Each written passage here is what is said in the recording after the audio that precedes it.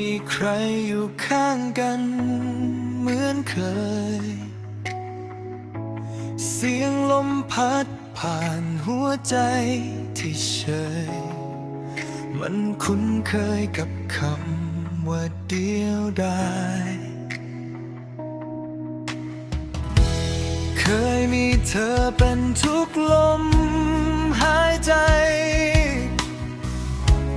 เคยมีความหมายในทุกเวลาแต่วันนี้เหลือเพียงน้ำตากับคำว่าลาที่ยัง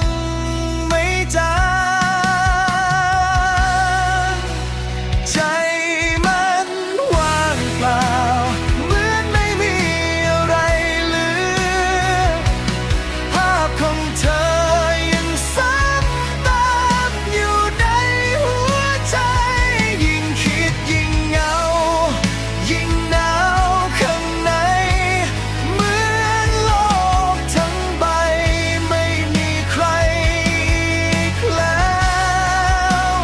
ใจมันอ่อนล้าเหมือนจานมาใกล้เกินไปไม่มีแรงจะเริ่มต้นใหม่อีกครั้ง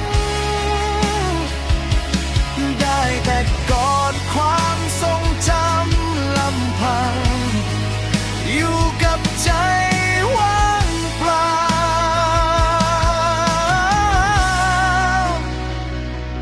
ทุกวัน